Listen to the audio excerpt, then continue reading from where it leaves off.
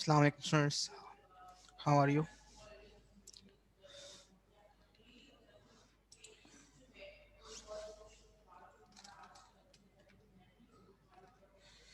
Students, I hope you are doing well.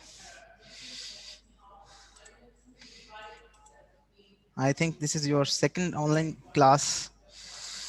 So you are already aware, well aware about online classes.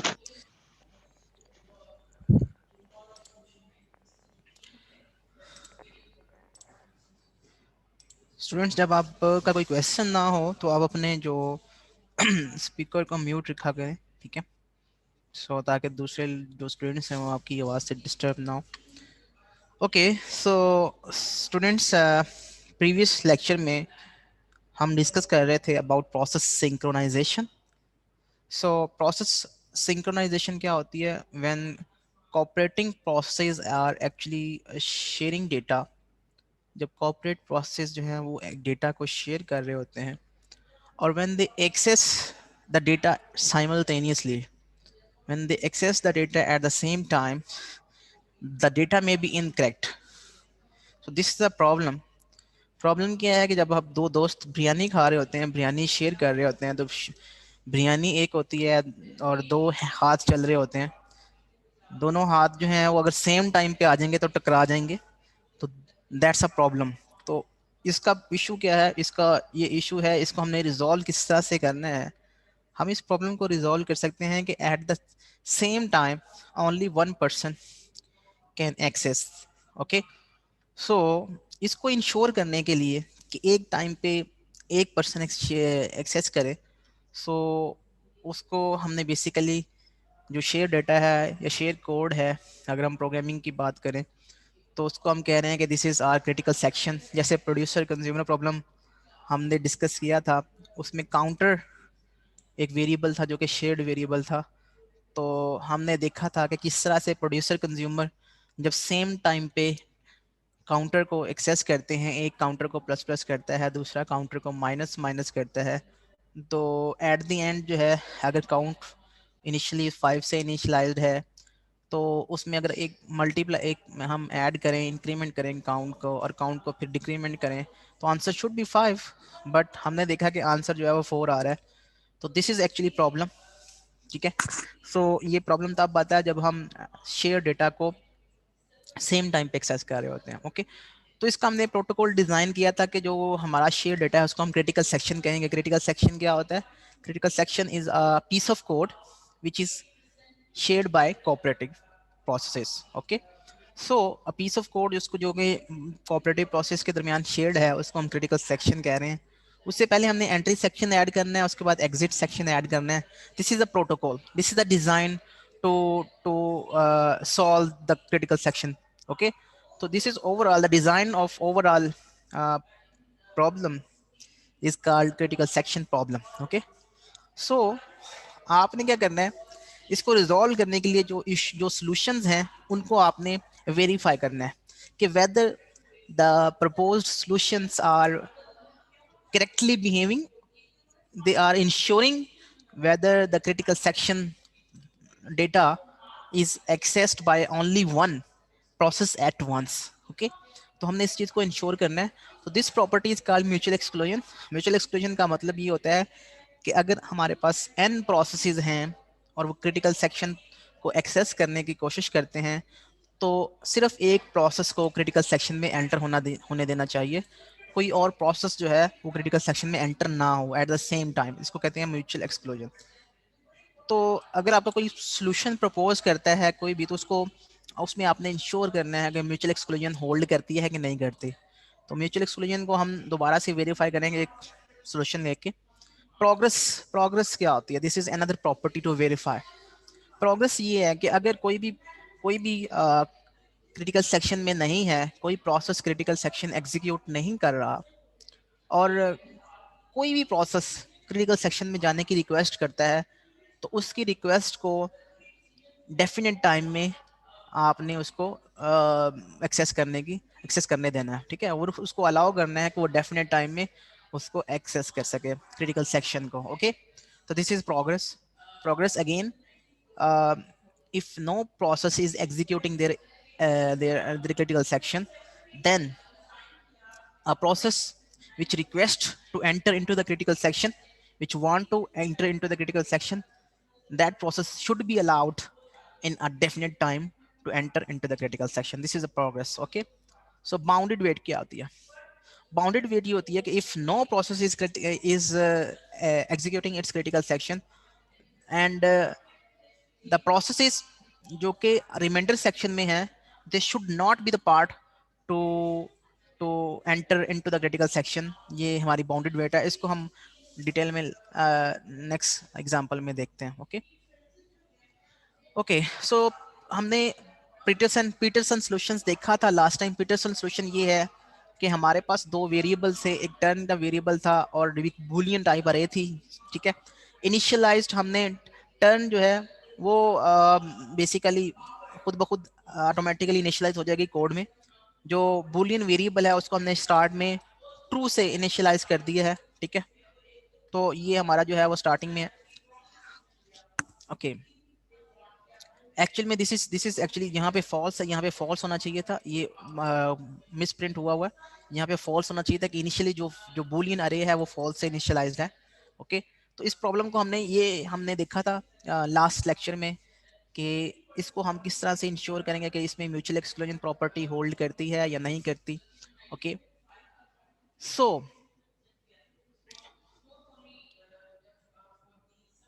मैं paint के ऊपर आपको इसका code का बता रहा हूँ. ठीक है, एक्चुअली ये तो हम डिस्कस कर चुके थे प्रीवियस लेक्चर में, ये वाला कोड कि इसमें प्रोग्रेस म्यूचुअल एक्सक्लूजन होल्ड करती है कि नहीं करती. जिन स्टूडेंट्स ने नहीं देखा वो लास्ट लेक्चर की वीडियो जो है उसको कंसल्ट कर लें तो उनको आइडिया हो जाएगा. ओके सो ये था, ये सोल्यूशन था पीटरसन प्रॉब्लम. जो प्रॉब्लम था पीटरसन प्रॉब्लम, ये आई डोंट थिंक हमने कम्प्लीटली डिस्कस किया था कि नहीं किया था. मैं स्टूडेंट्स आपसे पूछ रहा हूँ कि हमने ये कम्प्लीटली डिस्कस किया था. इसमें म्यूचुअल एक्सक्लूजन होल्ड करती है नहीं करती, इसमें प्रोग्रेस होल्ड करती है नहीं करती.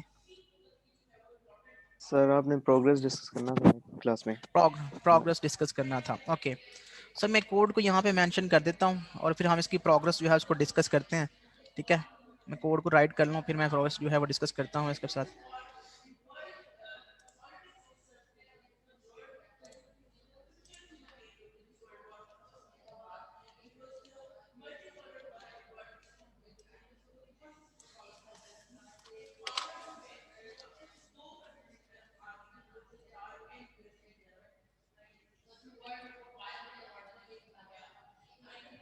Flag of I is equal to true,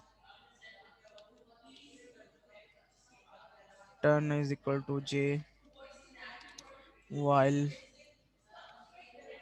flag of j and turn is equal to I. Critical section है यहाँ पे. Flag of I is equal to false, remainder section है यहाँ पे while true.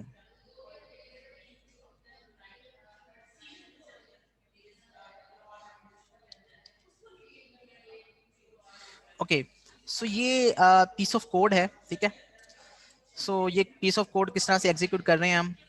ये पीस ऑफ कोड जो है वो इसको डिस्कस कर लेते हैं. ओके तो स्टूडेंट्स सबसे पहले मैं अगर इसको देखूं कि क्या इसमें म्यूचुअल एक्सक्लूजन होल्ड करती है कि नहीं खेलती है. अगर म्यूचुअल एक्सक्लूजन की प्रॉपर्टी को आपने इंश्योर करना है कि क्या ये होल्ड करती है, क्या ये होल्ड करती है, इसका आपने आंसर देखना है यस और नो. ठीक है, तो आप किस तरह से इंश्योर करेंगे म्यूचुअल एक्सक्लूजन को. आपने क्या करना है, आपने किसी एक प्रोसेस को क्रिटिकल सेक्शन में लेके आना है और दूसरे प्रोसेस को आपने इसमें एंटर करने की कोशिश करनी है. ठीक है, तो इनिशियली यू नो कि टर्न जो है वो एक वेरिएबल है जो कि शॉर्ट वेरिएबल है, और फ्लैग जो दोनों जो है फ्लैग ऑफ दोनों फ्लैग्स जो है वो इनिशियली फॉल्स से इनिशियलाइज्ड हैं. ओके दोनों फॉल्स से इनिशियलाइज्ड हैं. ओके सो ये ओके ये पेन थोड़ा ख़राब कर रहा है मुझे.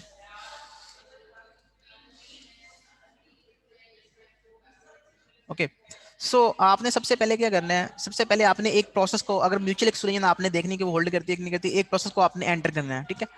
तो प्रोसेस ये फॉर एग्जांपल अज्यूम करेंगे प्रोसेस P1 और P2 है। इनिशियलाइज्ड आई का मतलब जो है P1 के लिए जो आई का मतलब है वो है 1। क्यों? क्योंकि इसका जो आईडी है 1 है और जे जो है वो 2 है, अपोजिट प्रोसेस। ओके। और P2 के लिए आई जो है वो हमारे पास 2 है और जे जो है वो आपके पास वो 1 है, अपोजिट प्रोसेस। ओके। तो ये आपने ये चीज़ इंश्योर करनी है कि P(1) के लिए आई जो है वो 1 है, P(1) के लिए जे जो है वो 2 है। अगर P(1) को हम एंटर करने की कोशिश करते हैं तो सबसे पहले P(i) में जहाँ पे बेसिकली P(1) होगा तो P(1) जो है उसको ट्रू करेंगे। तो आपके पास जो फ्लैग ऑफ 1 है उसकी वैल्यू जो है वो हम 2 कर लेते हैं, flag of 1 is equal to true. Okay. इसने ये वाली इंस्ट्रक्शन एग्जीक्यूट की। उसके बाद इसने टर्न की वैल्यू जो है वो जे कर दी। तो टर्न की वैल्यू जो है इसने 2 कर दी, तो टर्न जो है उसकी वैल्यू जो है वो 2 हो जाएगी। ओके। इस इंस्ट्रक्शन के ऊपर, सेकंड वाली इंस्ट्रक्शन के ऊपर। ओके। तो अभी तक ये स्टेट है कि फ्लैग ऑफ 1 जो है वो ट्रू है, लेकिन फ्लैग ऑफ 2 जो है वो बेसिकली वो क्या है, वो हमारे पास फॉल्स है, ठीक है, इनिशियलाइज, क्योंकि वो हमने फॉल्स है इनिशियलाइज कर दिया। वैसे ये फ्लैग ऑफ 2 का मतलब ये है कि ये हमारे पास बूलियन की अरे है जो कि 2 वेरिएबल, इसमें 1 और 2 दो वेरिएबल्स हैं जो कि बूल टाइप के हैं, ठीक है। और इसको फ्लैग ऑफ 1 और फ्लैग ऑफ 2 जो है उसके इंडेक्सेस हैं जिससे हम उनको एक्सेस कर सकते हैं। अब हमने चेक करना है कि क्या फ्लैग ऑफ 2, बेसिकली इसमें 2 पड़ा हुआ है, ठीक। तो फ्लैग ऑफ 2 जो है इनिशियलाइज जो है शुरू में हमने फॉल्स से किया हुआ है दोनों अरेज के दोनों वेरिएबल्स को, तो इसमें क्या पड़ा होगा, इसमें पड़ा होगा फॉल्स। ओके। तो ये कंडीशन जो है वो फॉल्स हो जाएगी। अब यहाँ पे एंड लगा हुआ है, तो अब यहाँ पे ये कंडीशन फॉल्स होगी तो ये लूप जो है वो ब्रेक हो जाएगा। यहाँ पे बेसिकली सेमी कोलन है। ओके। तो ये कंडीशन जो है ये वाली चेक ही नहीं होगी, ठीक है। अगर ये चेक होती तो इसमें बेसिकली क्या होता, तो टर्न में वेरिएबल, टर्न में क्या वैल्यू पड़ी हुई है 2, 2 इज इक्वल टू, और चूंकि आई जे जो है यहाँ पे हमारे पास 2 है, तो यहाँ पे ये बेसिकली ये वैल्यू जो है ये चेक कर रहा होता। तो ये बेसिकली इसका आंसर जो है वो ट्रू है। लेकिन चूंकि इसका आंसर जो है वो फॉल्स है इसका, तो ओवरऑल इस कंडीशन जो है, ये कंडीशन जो है वो फॉल्स में रिजल्ट प्रोड्यूस करेगी। जब फॉल्स हो जाएगी तो वो क्रिटिकल सेक्शन में एंटर हो जाएगा। ओके। तो हमारे पास जो प्रोसेस P1 है वो यहाँ पे एंटर हो चुका है, ठीक है। अब आपने इज्यूम करना है कि प्रोसेस 1 जो है वो एंटर हो चुका है क्रिटिकल सेक्शन में, तो आपने इज्यूम करना है कि इसका टाइम स्लाइस जो है वो खत्म हो गया है। जब इसका टाइम स्लाइस खत्म हो जाएगा, ठीक है, सो आपने क्या करना है, आपने प्रोसेस 2 को एग्जीक्यूट करना शुरू कर देना है। तो प्रोसेस 2 को आपने इसमें क्रिटिकल सेक्शन में लेके आने की कोशिश करनी है कि प्रोसेस P1 अगर इसमें है तो प्रोसेस P2 आ सकता है कि नहीं आ सकता। तो let's do it. Process P2 की बात करें तो प्रोसेस P2 जो है वो पहली इंस्ट्रक्शन ये भी एग्जीक्यूट करेगा।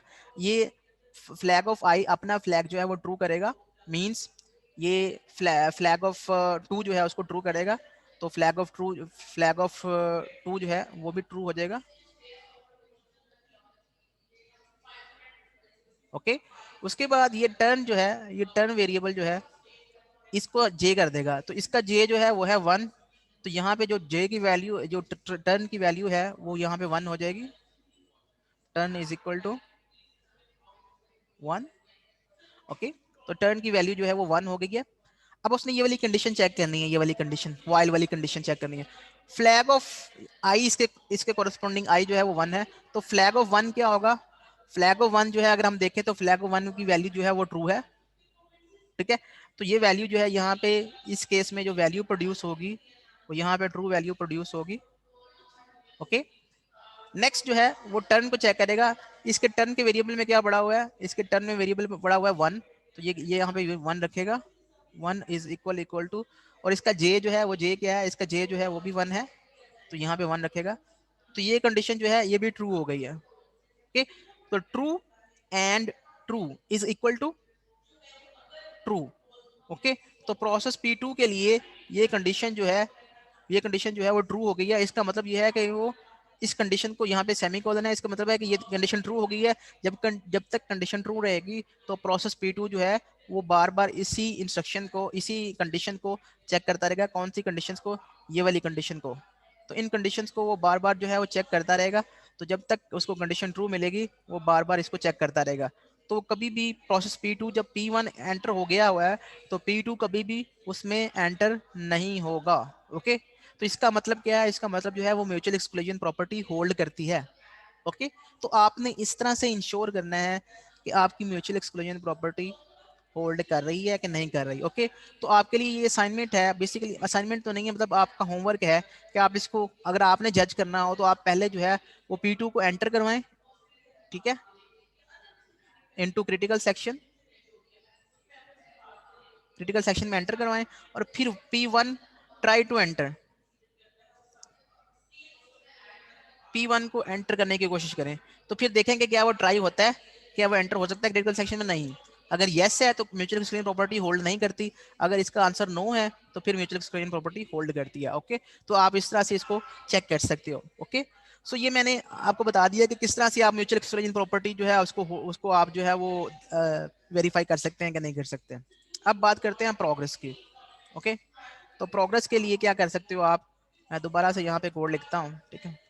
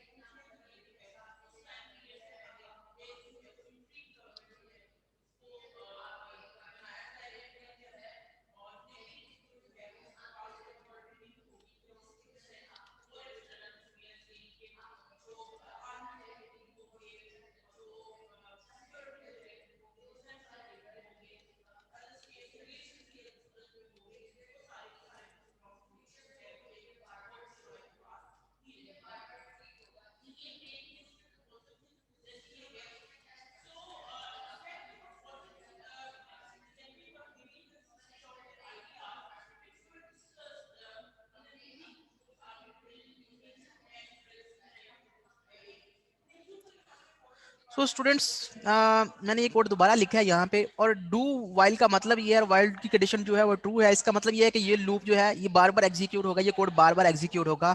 और P1 और P2 जो है दो प्रोसेस हैं, कोऑपरेटिव प्रोसेस हैं, और वो दोनों यही वाली जो है वो स्टेटमेंट्स बार बार एग्जीक्यूट कर रहे हैं। ओके, तो अगर हम P1 की बात करें, प्रोसेस P1 की बात करें, तो म्यूचुअल एक्सक्लूजन और हमने देख लिया कि वो होल्ड करती है इस कोड के लिए।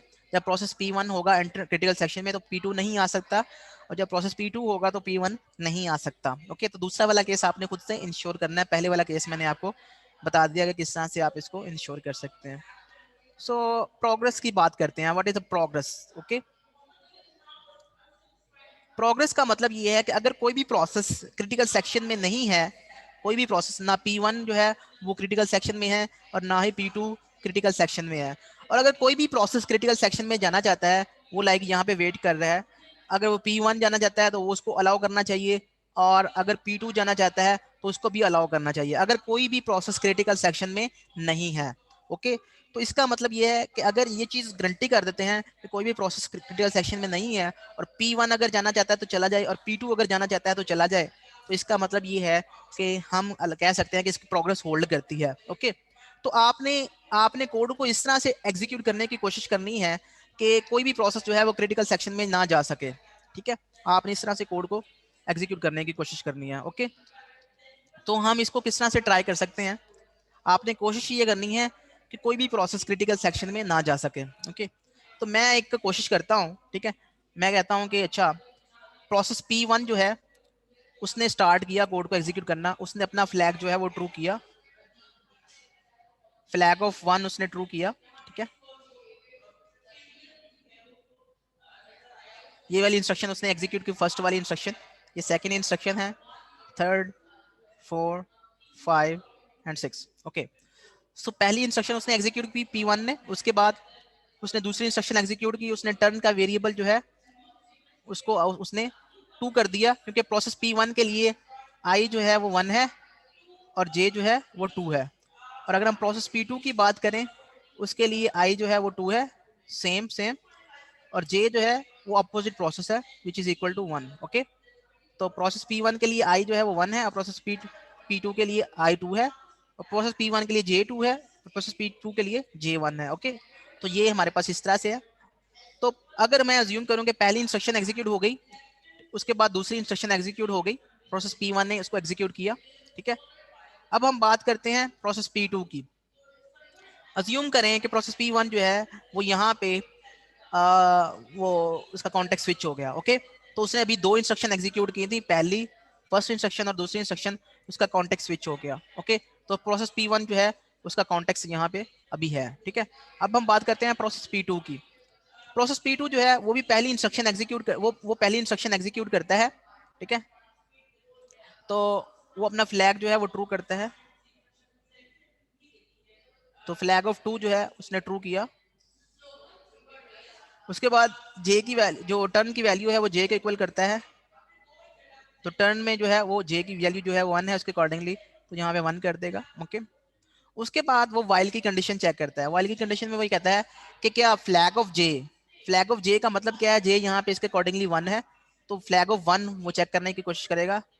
तो क्या फ्लैग ऑफ 1 जो है वो क्या है, फ्लैग ऑफ 1 की वैल्यू जो है वो है ट्रू, तो यहाँ पे वैल्यू जो है उसको ट्रू मिलेगी, ओके। एंड उसके बाद टर्न को जो है वो, टर्न को उसने चूंकि 1 कर दिया था, यहाँ पे टर्न को 1 कर दिया था, तो टर्न की वैल्यू यहाँ पे 1 है। 1 इज इक्वल टू जे इसके अकॉर्डिंगली क्या है, जे इसके अकॉर्डिंगली 1 है, तो यहाँ पे 1 आएगा।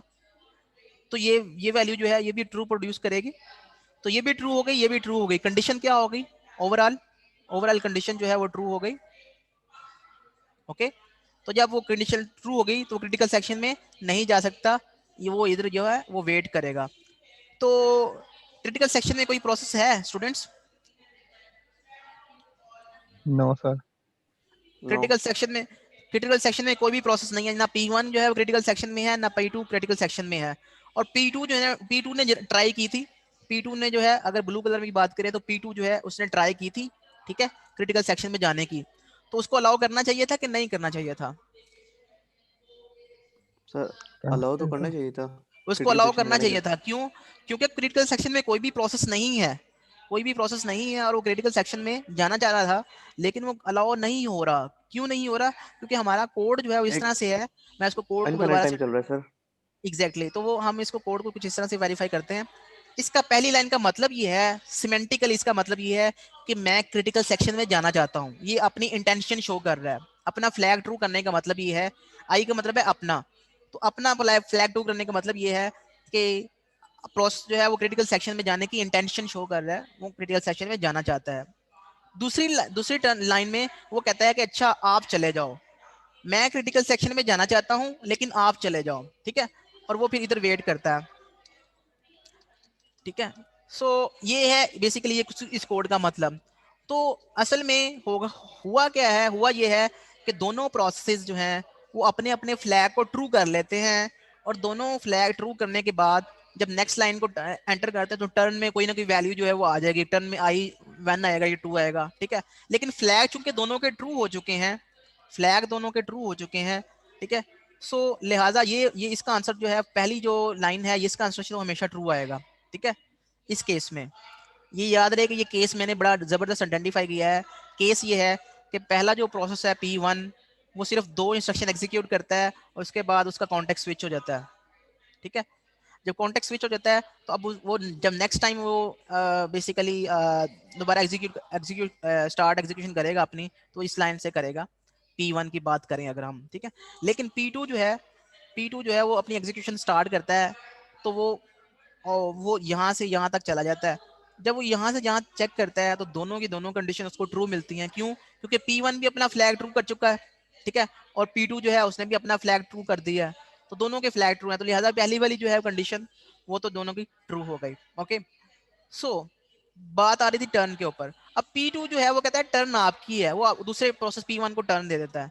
तो P1 जो है, जब P1 चलेगा, ठीक है, जब P1 चलेगा तो P1 जो है वो अपनी टर्न जो है वो दोबारा से, अगर P2 की बात करें, जब P2 चल रहा है तो उसने दूसरे की टर्न ऑन की है, मीन प्रोसेस P1 की टर्न ऑन की है, तो यहाँ पे J जो है उसकी वैल्यू 1 है, ठीक है, उसके अकॉर्डिंगली यहाँ पे आप देख सकते हो। और टर्न जो है उसमें उसने खुद 1 रखा है, तो लिहाजा ये वैल्यू जो है वो ट्रू हो गई है, तो ये इधर वेट कर रहा है। तो अगर कोई भी प्रोसेस क्रिटिकल सेक्शन में नहीं है और कोई दूसरा प्रोसेस क्रिटिकल सेक्शन में जाना चाहता है तो उसको अलाउ करना चाहिए, लेकिन ये अलाउ नहीं हो रहा। इसी तरीके से अगर हम जब ये अपने अपनी पूरी टर्न में ये यहाँ पे वेट करता रहेगा, पूरी की पूरी टर्न में प्रोसेस P2 जो है यहाँ पे वेट करता रहेगा, ये कंडीशन बार बार ट्रू चलाता रहेगा। जब दोबारा P1 की बारी आएगी तो उसको कोशिश करते हैं कि उसको एंटर करने की कोशिश करते हैं। प्रोसेस P1 जो है उसके लिए अगर हम बात करें, मैं रेड कलर में उसको मेंशन कर रहा हूँ, प्रोसेस P1 ने अपना फ्लैग जो है उसको ट्रू कर लिया हुआ है, ये इसने ये वाली कंडीशन, ये भी इंस्ट्रक्शन एग्जीक्यूट कर दिया, ये भी इंस्ट्रक्शन एग्जीक्यूट कर दिया। इसके अकॉर्डिंगली अभी टर्न में जो है वो 2 पड़ा हुआ है और फ्लैग में उसका ट्रू है, ठीक है। और प्रोसेस P2 की बात करें तो उसमें इसमें भी ट्रू पड़ा हुआ है, टर्न में उसके अकॉर्डिंगली 1 पड़ा हुआ है। इसके अकॉर्डिंगली देखते हैं और इसको एग्जीक्यूट करने की कोशिश करते हैं। जब वो ये इंस्ट्रक्शन एग्जीक्यूट करेगा तो सबसे पहले ये चेक करेगा क्या फ्लैग ऑफ 2, जे जो है उसमें 2 पड़ा हुआ है, तो फ्लैग ऑफ 2 जो है क्या वो ट्रू है, तो yes it is true according to this line. Processor P2 जो है उसने अपनी वैल्यू जो है वो ट्रू की हुई है, तो ये ट्रू है, इसकी यहाँ पे वैल्यू जो है वो ट्रू आएगी। ओके, एंड में नेक्स्ट जो है उसने टर्न चेक करना है, turn is equal equal to J, तो टर्न में क्या पड़ा हुआ है 2, तो यहाँ पे 2 आएगा, इज इक्वल इक्वल टू, अब जे इसके अकॉर्डिंगली क्या है, जे इसके अकॉर्डिंगली 2 है, तो इसको भी ये वैल्यू जो है वो ट्रू मिलेगी, यहाँ पे भी ट्रू मिला है इसको, ठीक है, और यहाँ पे भी इसको ट्रू मिला है। ओके, तो ओवरऑल क्या होगी ट्रू। तो ना तो P1 एंटर हो रहा है ना P2 एंटर हो रहा है, तो दोनों जो हैं वो बेसिकली एंटर नहीं हो पा रहे। सर आपने actually the thing is that एक चीज पूछनी थी। आपने जो फ्लैग की पूरी अरे रखवाई है वो ट्रू रखवाई है, तो वो एंटर कैसे होगा? वो इनफाइनाइट टाइम चलता जाएगा, क्योंकि स्विच तो हमारा टर्न हो रहा ही नहीं है ना, और हमारी जो condition okay, by the phase true हो रही है। दोबारा अगर हम दोबारा उस चीज देख को फॉल्स फॉल्स कर दें एक दोबारा टाइम। देखते हैं, दोबारा देखते हैं, लेट्स सी। यहाँ पे यहाँ पे एक प्रॉब्लम है, मुझे ये बताएं कि जो टर्न की वैल्यू है वो है शेयर्ड, ठीक है, टर्न की वैल्यू वैल्यू क्या है, शेयर्ड है। लास्ट टाइम जो है टर्न की जब प्रोसेस P1 जब चल रहा था, उसने 2 इंस्ट्रक्शन एग्जीक्यूट की थी ये वाले, तो उस वक्त टर्न की वैल्यू जो है वो क्या हो चुकी थी, टर्न की वैल्यू हो चुकी थी 2। ओके, लेकिन जब प्रोसेस P2 चलना शुरू हुआ, जब प्रोसेस P2 चलना शुरू हुआ तो उसने टर्न की वैल्यू जो है वो क्या कर दी, 1 कर दी, तो टर्न जो है उसकी वैल्यू जो है वो 1 हो जाएगी, टर्न की वैल्यू क्या आ जाएगी, 1। ओके, जब टर्न की वैल्यू जो 1 हो जाएगी, टर्न की वैल्यू जब 1 हो जाएगी, तो जब दोबारा से P1 को बारी मिलेगी, जब दोबारा से P1 को बारी मिलेगी, तो P1 जो है वो आप बताएं कि एंटर हो जाएगा कि नहीं हो जाएगा एंटर, आपने सोच के बताना है।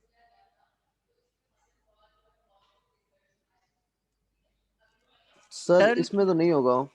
नहीं, टर्न की वैल्यू 1 हो गई है ना, जब टर्न की वैल्यू अच्छा 1 हो गई है तो प्रोसेस P1 जो है वो दूसरे का फ्लैग चेक करेगा, वो फ्लैग तो ट्रू है, इसके केस तो उसको पहले के केस में तो उसको ट्रू ही मिलेगा, दोनों को ही ट्रू मिलेगा हमेशा, ठीक है। लेकिन जब दूसरे की बात, जब टर्न यहाँ यहाँ पे 1 लिखेंगे और जे जो है उसके अकॉर्डिंगली प्रोसेस P2 के अगेंस्ट जो जे है वो हमारे पास 2 है, तो यहाँ पे वो 2 लिखेगा, सर, तो ऑब्वियस ही बात है, वैल्यू होना चाहिए, होगा ये सर। वैल्यू ये वैल्यू क्रिटिकल फॉल्स होगा। हो जाएगी, तो वो एंटर हो जाएगा। तो हो इसका जाएगा मतलब सर। ये है कि जब दूसरी दफा P1 की बारी आ जाएगी तो वो इसमें एंटर हो जाएगा, ठीक है, और फिर वो इसको अपने फ्लैग को फॉल्स करेगा, और हो सकता है दोबारा से वो इधर आ जाए, दोबारा सर से आप अपना ट्रन को फ्लैग क्यों ट्रू करे। स्विचिंग कर रहे हैं? जी, ट्रन ट्रन जो शेयर्ड वेरिएबल है उसको आप क्यों स्विच कर रहे हैं? पहले आप तो नहीं कर रहे थे इसको, अभी स्विच कर रहे हैं तो उसका क्या फायदा है? टर्न जो है वो शेयर्ड वेरिएबल है, एक ही वेरिएबल है, फ्लैग अपना अपना है, फ्लैग ऑफ 1 अपना है उसका, फ्लैग ऑफ 2 अपना वेरिएबल है, टर्न जो है वो आप पी शेयर्ड की वैल्यू वेरिएबल है। चेंज कर रहे हैं सर, उस हम्म, दूसरे प्रोसेस के लिए पी की वैल्यू चेंज कर रहे हैं दूसरे प्रोसेस के लिए। पी लेट्स सपोज ट्रन की वैल्यू पी की value, T T sir, turn की वैल्यू आप चेंज कर रहे हैं प्रोसेस टर्न वन की टू वैल्यू, के लिए। अच्छा ओके, तो प्रोसेस 2 के लिए जब हम बेसिकली जब हम टर्न की वैल्यू जो है अगर उसमें बात करें तो भी टर्न जो है उसमें 1 पड़ा हुआ है, जबकि इसने वैल्यू जो है P2 ने जब चेंज की थी, P2 ने वैल्यू जो है जब चेंज की तो असल में क्या हुआ था, टर्न इज इक्वल टू जे हुआ था, टर्न में वैल्यू क्या पड़ी हुई है हमारे पास जे, जे इसके अकॉर्डिंगली क्या है, जे इसके अकॉर्डिंगली 1 है। ओके, तो ये अभी अब मैंने आपको पूरा कॉन्टेक्स्ट बताया है, तो ये अभी आपको इस तरह से दोबारा फिर समझ नहीं आएगी कि मैंने क्या किया है, ठीक नहीं है। सर, समझ आ गई है कम्प्लीटली। द थिंग इज हाँ दैट जो आपने ये बताया ना, ट्रन ट्रन हाँ पहले पी टू की जगह वन था। जब हाँ, हमने प्रोसेस वन के लिए चलाया तो ट्रन की वैल्यू होगी वन। नहीं, टर्न जो है टू वो हुई। जब प्रोसेस P1 आया था तो वो बेसिकली हाँ। यहाँ पे वेट कर रहा था, वो बेसिकली यहाँ पे वेट कर रहा था इस इंस्ट्रक्शन के ऊपर, यहाँ पे वेट कर रहा था। क्यों? क्योंकि उसने ये इंस्ट्रक्शन जो है वो पहले एग्जीक्यूट कर दी थी, तो अब वो इधर वेट कर रहा है, उसका कॉन्टेक्ट स्विच हुआ था ना, तो यहाँ पे वेट कर रहा था। आपने उसे दोबारा से इधर से स्टार्ट नहीं करनी एग्जीक्यूशन पहली इंस्ट्रक्शन से, उसने तो अपनी इंस्ट्रक्शन जो है थर्ड इंस्ट्रक्शन से स्टार्ट करनी है एग्जीक्यूशन। ठीक है तो सर, उसने समझ आ गई। हाँ अब जी, आ गई, थैंक यू सर। वेलकम। सो सो जब P2 ने चलना है तो टर्न जो है उसको बेसिकली 1 कर देता है, ठीक है। जब P1 ने चलना है तो टर्न को 2 कर देता है। तो ये दोनों जो है ना वो उसको चेंज करते रहते हैं अल्टरनेटिवली। लेकिन इसमें क्वेश्चन ये है, मैं एक ही क्वेश्चन पूछता हूँ इसमें, कि क्वेश्चन ये है कि जब इस कोड की बात करें तो ये कोड जो है ये आपको बता रहा है कि जब आपने इसको रन करना है तो अगर P1 कहता है कि मैंने चलना ही नहीं है, फॉर एग्जाम्पल P1 कहता है मैंने नहीं चलना, ठीक है, तो P2 जो है वो अपना फ्लैग ऑन करेगा, ठीक है, अपना फ्लैग उसने ऑन कर दिया और टर्न दूसरे की ऑन कर दी, टर्न दूसरे की ऑन कर दी। और अगर वो नहीं चल रहा, ठीक है, अगर वो नहीं चल रहा तो ये कभी भी मतलब ये चल एग्जीक्यूट नहीं हो सकता। लेकिन यहाँ पे मैं दोबारा से इस कोड पे आ रहा हूँ। इस कोड में इस कोड में अब बात यह है कि क्या प्रोग्रेस होल्ड करती है कि नहीं करती। ये क्वेश्चन था। तो अब आपका ये आंसर जो है वो यस है या नो है।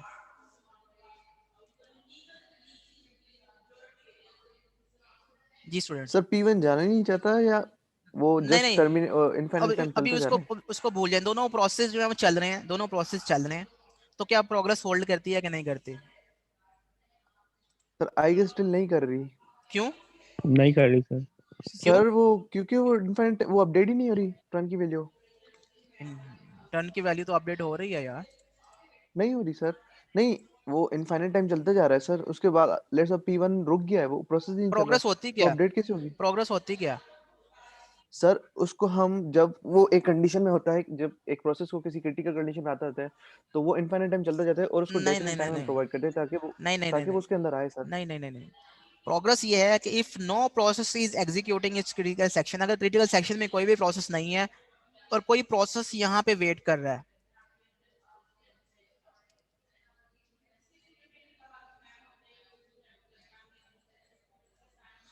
अगर कोई प्रोसेस जो है वो क्रिटिकल सेक्शन में, कोई भी प्रोसेस क्रिटिकल सेक्शन में नहीं है और कोई प्रोसेस क्रिटिकल सेक्शन में जाना चाहता है, ठीक है, जो कि यहाँ पे वेट कर रहा है, यहाँ पे वेट कर रहा है, तो उसको डेफिनेट टाइम में अलाउ करना चाहिए, ठीक है, should be allowed. Acquire time sir जो सिस्टम प्रोवाइड करेगा। Definite definite time, alright. Definite time उसको अलाउ करना चाहिए डेफिनेट टाइम में। ये है प्रोग्रेस, ठीक है। अगर कोई भी प्रोसेस क्रिटिकल सेक्शन में नहीं है, if no process is executing its critical section, no process is executing its critical section, then अगर ये वाली कंडीशन ट्रू है, ये है इफ में, इफ आपने वो इफ पढ़ा होगा, इफ देन डू दिस, तो ये कंडीशनल ऑपरेटर है, ये आपने डिस्क्रीट मैथ में पढ़ा होगा। अगर ये कंडीशन ट्रू है इफ वाली, कि अगर कोई भी प्रोसेस क्रिटिकल सेक्शन एग्जीक्यूट नहीं कर रहा, तब क्या हो, तब जो प्रोसेस यहाँ पे वेट कर रहे हैं यहाँ पे, it should be allowed in definite time. ये है प्रोग्रेस। समझ आ रही है इस चीज की। ओके, तो ये प्रोग्रेस मैंने आपको बता दी कि प्रोग्रेस क्या होती है। अब मैं दोबारा से वो कोड लिखता हूँ।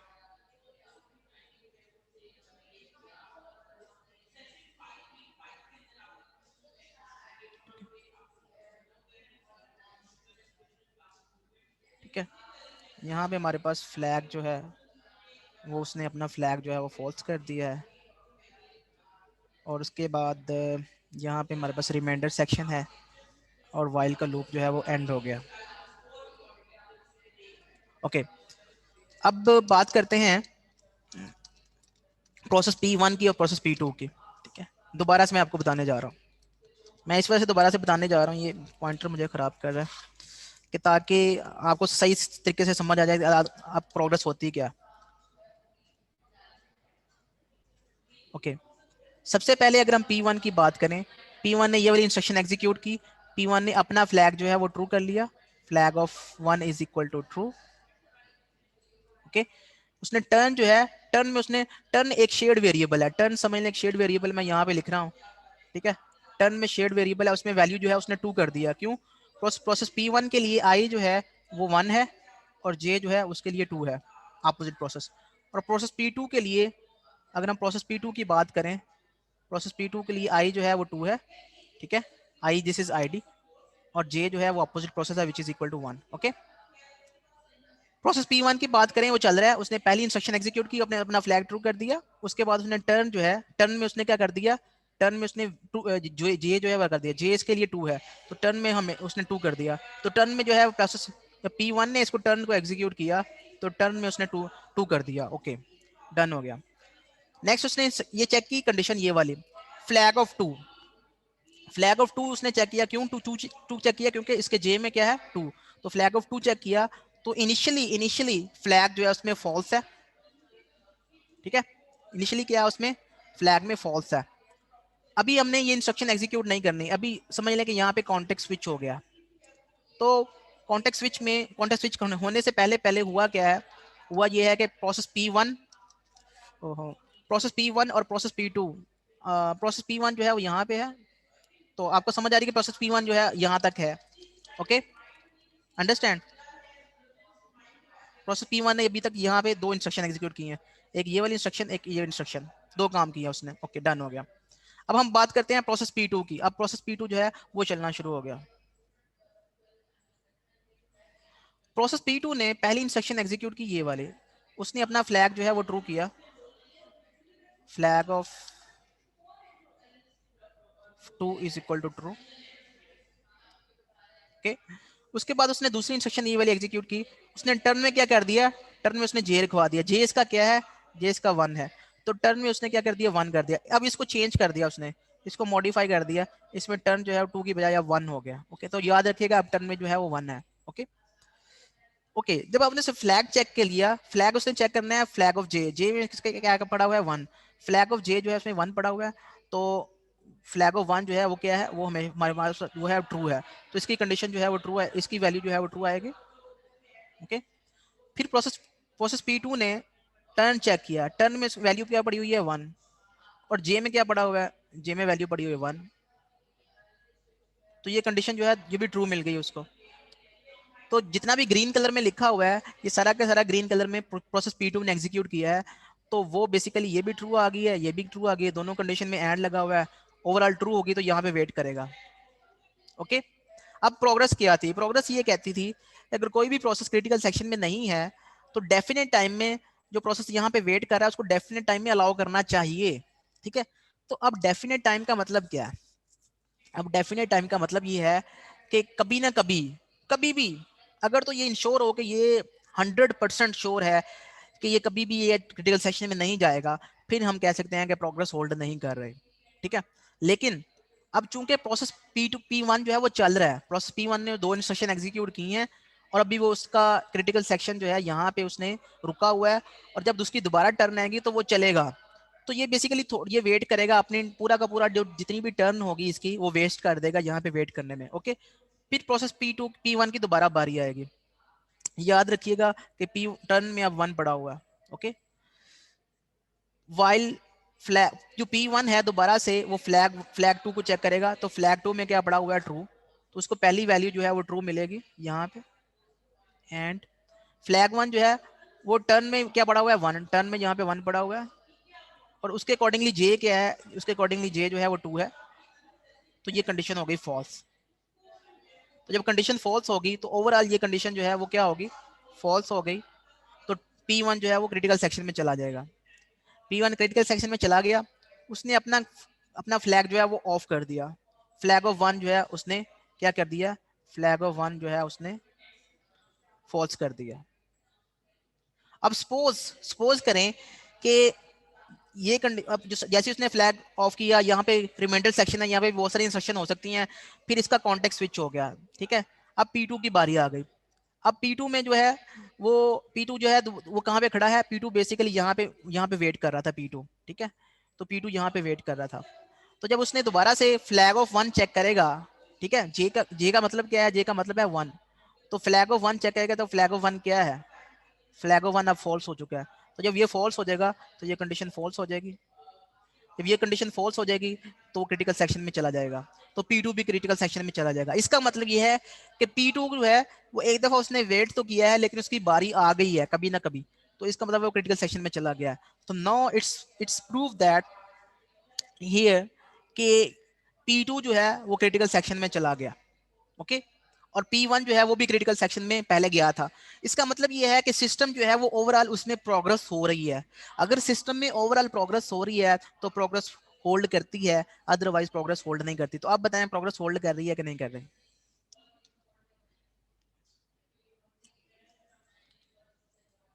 यस और नो जी students? Sir for this scenario कर रही है। ओके तो कर रही है। तो इस तरह से आपने प्रोग्रेस जो है उसको चेक करना है। अगर सिस्टम में दोनों प्रोसेसेस इनडेफिनेट टाइम के लिए ब्लॉक हो जाएं, कभी भी एंटर ना हो सकें, तो फिर प्रोग्रेस होल्ड नहीं करती। तो ये चीज़ आपने याद रखनी है। तो वो कोई भी सिनेरियो, किसी तरह से भी आप सिनेरियो बना सकते हैं कि अगर ये वाली इंस्ट्रक्शन पहले ये हो जाए, फिर ये हो जाए, फिर ये हो जाए, तो ये एंटर नहीं होंगे और यहाँ पे ये फंस जाएंगे और इनडेफिनेटली टाइम फंस जाएंगे, तो इसका मतलब है कि प्रोग्रेस होल्ड नहीं करती। तो आपने ये खुद से आपने वो इंस्ट्रक्शन जो है उनकी एग्जीक्यूट करवानी है, और आप कहीं पे भी रोक सकते हैं उनको कि प्रोसेस P1 ने यहाँ पे पहली इंस्ट्रक्शन एग्जीक्यूट की और वो रुक गया and so on so for. तो ये सारी चीज़ें आपने पहले जो है ना इंश्योर करनी है इस तरह से। और इस तरह से आप जो है इसको वेरीफाई कर सकते हो कि प्रोग्रेस होल्ड करती है कि नहीं करती। अब एक तीसरी प्रॉपर्टी है, इसमें म्यूचुअल एक्सक्लूजन भी होल्ड कर रही है, प्रोग्रेस भी होल्ड कर रही है। इसमें तीसरी प्रॉपर्टी जो है वो देखते हैं। तीसरी प्रॉपर्टी है इसमें बाउंडेड वेट। बाउंडेड वेट क्या? इसी को देखते हैं। अगर इसी को देखते हैं बाउंडेड वेट क्या है। बाउंडेड वेट ये है कि जितने प्रोसेस यहाँ पे वेट कर रहे हैं इस कंडीशन के ऊपर, बेसिकली ये कंडीशन क्या है, ये कंडीशन जो है बेसिकली हमारा एंट्री सेक्शन है, इसको हम एंट्री सेक्शन कह रहे हैं। तो 3 सेक्शन में हमने डिवाइड किया था। पहला पार्ट जो है ये हमारा एंट्री सेक्शन है, ये हमारा क्रिटिकल सेक्शन है, और उसके बाद ये वाला सेक्शन जो है हमारा रिमाइंडर सेक्शन है, ठीक है। तो ये 3 सेक्शन जो है हमने प्रोटोकॉल जो है इस तरह से डिजाइन किया है कि 3 सेक्शन में हमने अपने कोड को डिवाइड किया है। तो एंट्री सेक्शन, क्रिटिकल सेक्शन और रिमाइंडर सेक्शन। क्रिटिकल सेक्शन से जो ऊपर वाला सेक्शन होगा वो एंट्री सेक्शन कहलाएगा, और क्रिटिकल सेक्शन से जो नीचे वाला सेक्शन है वो रिमाइंडर सेक्शन कहलाएगा, ओके। अब क्वेश्चन ये है कि जैसा कि अभी आपने देखा कि प्रोसेस P1 जो है वो जब एंटर हुआ था, यहाँ पे एंटर हुआ था, ओके। तो उस वक्त प्रोसेस P2 जो है वो यहाँ पे वेट कर रहा था, जैसे ग्रीन कलर में आपको नजर आ रहा है, यहाँ पे प्रोसेस P2 यहाँ पे वेट कर रहा है, ओके। अब अगर P1 जो है बाउंडेड वेट का मतलब ये है कि अगर कोई प्रोसेस यहाँ पे वेट कर रहा है एंट्री सेक्शन में, तो सिर्फ उनमें से जो जो प्रोसेस यहाँ पे वेट कर रहे हैं, यहाँ पे P1 वेट कर रहा है, P2 वेट कर रहा है, अगर N प्रोसेस की बात करें, फॉर एग्जाम्पल P5 वेट कर रहा है, बहुत सारे प्रोसेस यहाँ पे वेट कर रहे हैं, और बहुत एक दो प्रोसेस यहाँ पे भी हैं रिमाइंडर सेक्शन में, जैसे P3 है, P4 है सपोज। तो ये वाले प्रोसेस जो हैं ये पार्टिसिपेट नहीं करने चाहिए सिलेक्शन में। मींस जो प्रोसेसेस एंट्री सेक्शन में वेट कर रहे हैं उनमें से किसी एक में से सिलेक्ट करना है कि कौन सा क्रिटिकल सेक्शन में जाएगा। अगर ये चीज है तो फिर बाउंडेड वेट होल्ड करती है। अगर ये वाले जो प्रोसेस हैं, नीचे वाले प्रोसेस जो कि रिमाइंडर सेक्शन में है, जो कि वाइल ट्रू है, इसका मतलब ये है कि इन्होंने भी दोबारा यही कोड एग्जीक्यूट करना है। और अगर ये फास्ट हैं थोड़े से और ये दौड़ के वापस इधर इस एंट्री सेक्शन में आ जाते हैं और ये भी सिलेक्शन का पार्ट बन जाते हैं, और हो सकता है कि ये भी सिलेक्ट हो जाए, इनमें से कोई एक P3 सेलेक्ट हो जाए या P4 सेलेक्ट हो जाए, तो इसका मतलब ये है कि ये दो प्रोसेस जो हैं ये बार बार एग्जीक्यूट हो सकते हैं और इनकी बारी नहीं आ सकती। तो अगर इस तरह का सिनेरियो है तो इसका मतलब है बाउंडेड वेट होल्ड नहीं करती। बाउंडेड वेट होल्ड का मतलब ये है कि only those processes which are waiting in the entry section, only those processes should be the candidate to enter into the critical section, and those processes who are in the remainder section should not be candidate to enter into the critical section। अगर ये दोनों चीजें ensure होती हैं तो फिर इसका मतलब है बाउंडेड वेट होल्ड करती है। तो स्टूडेंट्स आपको समझ आइए बाउंडेड वेट क्या होती है? अगर किसी को समझ आई तो मुझे बताइए कि बाउंडेड वेट क्या होती है। दोबारा सर। दोबारा, ओके। बाउंडेड वेट ये है कि ये क्रिटिकल सेक्शन है, कुछ प्रोसेसेस यहाँ पे वेट कर रहे हैं जैसे कि ये एंट्री सेक्शन में, कुछ प्रोसेसेस ऐसे हैं जो कि रिमाइंडर सेक्शन में है। अब इन जो एंट्री सेक्शन में है हमेशा ये वाले प्रोसेस जो हैं इनमें से अगर कोई ना कोई प्रोसेस जो है उसको अलाउ करना है हमने क्रिटिकल सेक्शन में आने के लिए, only these process should be candidate to enter into the critical section, जो कि एंट्री सेक्शन में वेट कर रहे हैं। अगर रिमाइंडर सेक्शन में जो प्रोसेस हैं उन्होंने भी, चूंकि वाइल की कंडीशन यहाँ पे ट्रू है, इसका मतलब है उन्होंने दोबारा से ये वाला कोड एग्जीक्यूट करके यहाँ पे आ सकते हैं, एंट्री सेक्शन में आ सकते हैं। तो अगर ये वाले प्रोसेस जो हैं वो कैंडिडेट बन जाते हैं क्रिटिकल सेक्शन में आने के लिए, तो इसका मतलब है बाउंडेड वेट होल्ड नहीं करते। only those processes which are waiting into the critical section should allow to enter into the critical section rather कि आप इनको भी आप कैंडिडेट बनाएं। अब समझ आइए इस चीज के, यस सर। क्या समझ यस आई सर। है क्या? सर द अब the main agenda is that कि जो आपके दो प्रोसेस है वो है एंट्री लेवल पे, तो वो हाँ एंट्री सेक्शन में पड़े हुए हैं। हाँ हाँ, अब उनमें से किसी एक को अलाउ क्रिटिकल करना। सेक्शन में जाना है, पर द थिंग इज दैट कि रिमाइंडर सेक्शन में दो प्रोसेस ऑलरेडी पड़े हुए हैं। हम्म वो उनके जो रिपीटली वो फास्ट जैसी प्रोसेस कंप्लीट होता है वो दोबारा उनको यूज करना है हम्म एंट्री क्रिटिकल सेक्शन, तो वो चले जाएंगे क्यू में ऊपर एंट्री सेक्शन में, तो हम्म वो दोबारा आएगी तो एम्बिग्यूटी आ जाएगी। तो हम्म। उसी प्रोसेस को हमें रोकने के लिए तो वेटिंग बाउंड प्रोसेस हम अब इसको स्केड्यूल करेंगे। हाँ मैं दोबारा बता देता हूँ आपको कि कुछ प्रोसेस यहाँ पे एंट्री सेक्शन में वेट कर रहे हैं, कुछ प्रोसेस रिमाइंडर सेक्शन में वेट कर रहे हैं। तो जो कैंडिडेट हो, जो जिसको हमने क्रिटिकल सेक्शन में आने देना है, वो ये वाले प्रोसेस इनमें से कोई एक होना चाहिए जो कि एंट्री सेक्शन में वेट कर रहे हैं। अगर तो ये चीज इंश्योर हो रही है तो इसका मतलब है बाउंडेड वेट होल्ड कर रही है। अगर ये वाले प्रोसेस इनमें से कोई एक प्रोसेस जो है वो भी कैंडिडेट बन रहा है एंटर होने के लिए क्रिटिकल सेक्शन में, और वो क्रिटिकल सेक्शन में एंटर हो जाता है जो कि रिमाइंडर सेक्शन में भी वेट कर रहा था, तो इसका मतलब है कि बाउंडेड वेट होल्ड नहीं कर रही। बाउंडेड वेट होल्ड करने का मतलब, मैं फिर इसका इसका नुकसान या फायदा क्या है, इसका फायदा या नुकसान ये है कि अगर एक प्रोसेस जो है, अगर एक प्रोसेस P1 जो है वो यहाँ पे वेट कर रहा है और P2 यहाँ पे वेट कर रहा है, और यहाँ पे P3 है और P4 है, तो इन दोनों में से किसी एक को बारी मिलनी चाहिए क्रिटिकल सेक्शन में आने की, क्योंकि ये दोनों जो है यहाँ पे वेट कर रहे हैं। या P1 को आना चाहिए या P2 को आना चाहिए। तो अगर P1 या P2 आ जाता है तो फिर तो ठीक है, लेकिन अगर P3 और P4 जो जगह रिमाइंडर सेक्शन में थे, उनमें से कोई एक प्रोसेस इन दोनों से पहले एंटर हो जाता है, P3 यहाँ पे आ जाता है, ना P1 आता है ना P2 आता है, तो इसका मतलब है अगर ये वाला केस है तो फिर बाउंडेड वेट होल्ड नहीं कर रहे। अगर ये वाला केस है कि हर दफा जो P1 और P2 यहाँ पे वेट कर रहे थे, उनमें से किसी एक को अलाउ करता है हमारा सिस्टम कि उनमें से कोई एक एंटर हो, तो इसका मतलब है कि बाउंडेड वेट होल्ड करती है। और अगर इनमें से कोई एक प्रोसेस जो कि यहाँ पे वेट कर रहे थे, उनमें से कोई एक भी प्रोसेस अगर यहाँ पे घुस जाता है P3 या P4, तो इसका मतलब है बाउंडेड वेट होल्ड नहीं करती। उसके उससे नुकसान क्या होगा? उससे नुकसान ये होगा कि बेचारे P1 और P2 यहाँ पे वेट कर रहे थे और P3 की बारी मिलती है, P3 अपनी बारी लेके दोबारा फिर घुस जाता है क्रिटिकल सेक्शन में, फिर दोबारा घुस जाता है। ये तो इनफाइनेटली इंडेफिनेट टाइमली ब्लॉक हो जाएंगे। P3 कभी आ जाता है, कभी P4 आ जाता है, कभी P3 आ जाता है, कभी P4 आ जाता है, और वो बार बार बारियां ली जा रही हैं, लिए जा रहे हैं, लिए जा रहे हैं, और इन दोनों की बारी नहीं आ रही। ठीक है, तो इसका मतलब ये है कि ये इनके ऊपर कोई बाउंडेड वेट नहीं है। P1 और P2 के ऊपर, P1 और P2 के ऊपर कोई बाउंडेड वेट नहीं है, तो that is why P1 bounded wait hold नहीं करती। ठीक है, तो अगर ये वेट कर रहे हैं, P1 वेट कर रहा है, P2 वेट कर रहा है, P3 वेट कर रहा है, और पहले P1 की बारी आती है, तो फिर P2 की बारी आनी चाहिए। अगर पहले P3 की बारी आ जाती है, ठीक है, फिर P2 की बारी आनी चाहिए, फिर दोबारा बारी आनी है तो फिर P1 की बारी आनी चाहिए, फिर P3 बारी आनी चाहिए, फिर P2 की बारी आनी चाहिए, फिर दोबारा से इस तरह से। मीन्स के एक टर्न में अगर P1 P2 P3 वेट कर रहे हैं, तो इनकी बारी जो है एक एक दफा आनी चाहिए। उसके बाद फिर दूसरे राउंड में फिर दोनों की एक एक दफा बारी आनी चाहिए, तीसरे राउंड में फिर एक दफा इन दोनों की बारी आनी चाहिए। ये नहीं है कि पहले P3 चल रहा है, फिर P3 चल रहा है, फिर P2 चल रहा है, फिर P3 चल रहा है, फिर P3 चल रहा है, फिर P3 चल रहा है, फिर P1 P2 चल रहा है, P1 की बारी नहीं आ रही। तो ये इसका मतलब है कि बाउंडेड वेट होल्ड नहीं करते।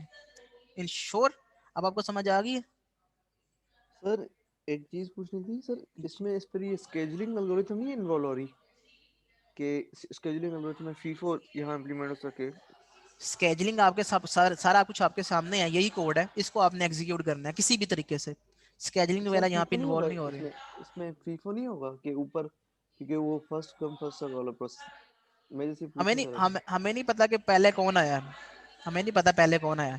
ये कोड है, इसको कौन कौन एग्जीक्यूट कर सकता है और कैसे कैसे एग्जीक्यूट कर सकता है, ये हमने सारा का सारा सिनेरियो जो है वो देखना है। ठीक है, तो ये All right. अभी आपको बाउंडेड वेट की समझ आ गई, बाउंडेड वेट क्या होती है?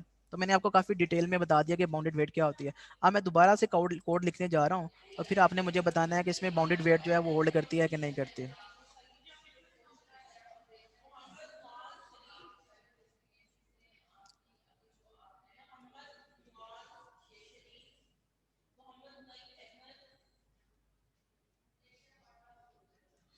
ओके,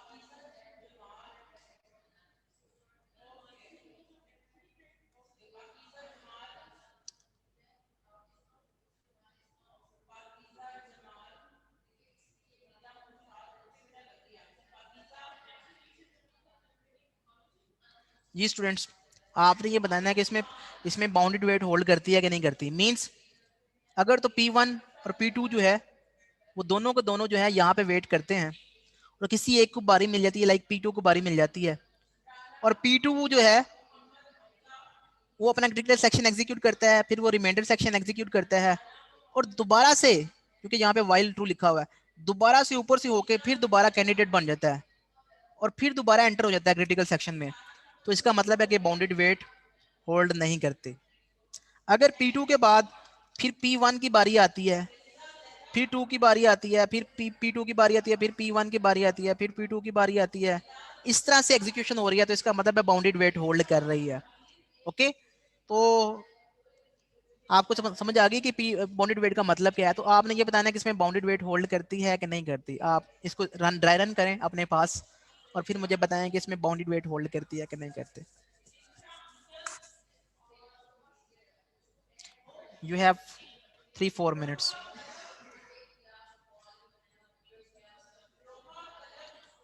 आप किसी भी प्रोसेस को पहले चला सकते हैं, किसी भी प्रोसेस को कहीं पे स्टॉप कर सकते हैं। आप कहेंगे जी पहला प्रोसेस यहाँ पे स्टॉप हो गया, यहाँ पे स्टॉप हो गया, and so on. It's up to you. ठीक है, आपने बाउंडेड वेट में करना क्या है? आपने बाउंडेड वेट में ये करना है कि दोनों प्रोसेस को आपने यहाँ पे लेके आना है। ठीक है, फिर कोई एक प्रोसेस जो है वो क्रिटिकल सेक्शन में एंटर हो जाएगा, फिर आपने कोशिश करनी है, फॉर एग्जाम्पल P2 एंटर हो जाता है, तो फिर आपने कोशिश करनी है कि P2 दोबारा एंटर हो जाए। अगर P2 दोबारा एंटर हो जाता है जबकि P1 यहाँ पे वेट कर रहा था, तो इसका मतलब है mutual exclusion, sorry, bounded wait hold नहीं करती।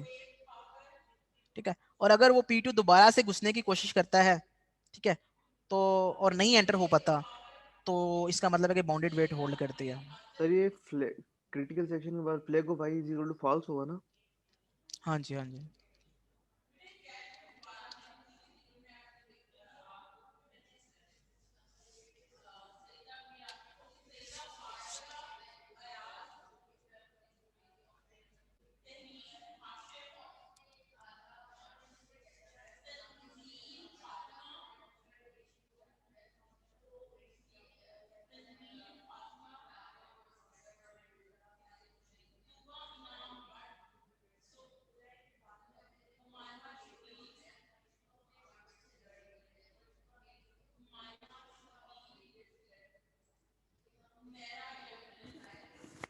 सर मिड इस वीक है नेक्स्ट वीक है? अभी मिड की डेट नहीं आई, लेकिन मिड मिड टर्म आपका ऑनलाइन होगा, ऑन कैंपस नहीं है।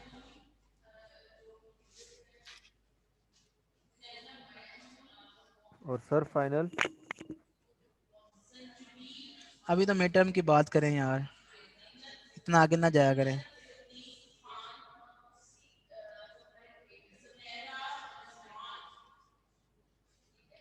जब फाइनल की बारी आएगी फिर फाइनल के बारे में भी आपको बता दूंगा।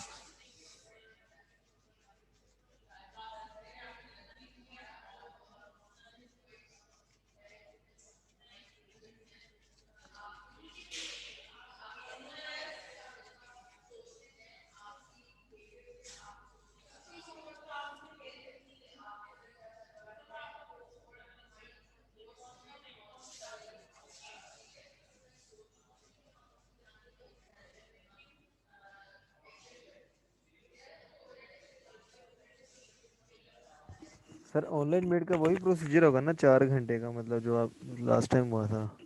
नहीं नहीं, अगर तो एलएमएस के ऊपर होता है तो फिर उतना ही टाइम होगा जितना कि एलएमएस के ऊपर टाइम दे दिया गया होगा आपको, 2 घंटे या 1.5 घंटे।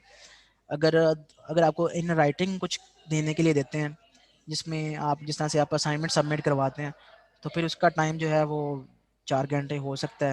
लेकिन 4 घंटे का मतलब फिर 4 घंटे ही होगा, अगर 1 मिनट भी ऊपर हुआ तो वो पेपर जो है वो आपसे नहीं लिया जाएगा।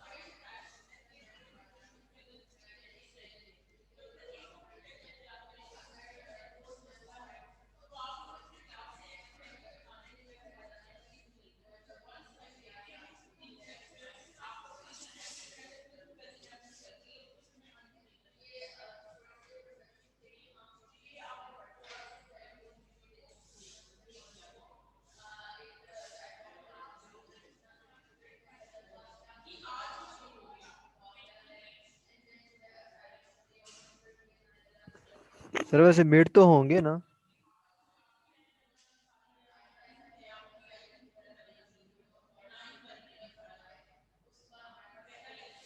क्या नाम है आपका यार? हम्म? वजीर सर। वजीर, तुमने पठान ही रहना सारी जिंदगी ना। पठान तुम हो नहीं वैसे वैसे, सर मैं पठानों पठान नहीं जैसी हूँ सर। पठानों जैसी बातें करते हो तुम्हें। नहीं हम्म? सर, वो क्या कहते हैं, लास्ट टाइम ये मीट कैंसिल हो गई ना, मैंने कहा अगर ऑनलाइन हुआ तो मीट कैंसिल कर सकते हैं ना ये, इसलिए पूछा है।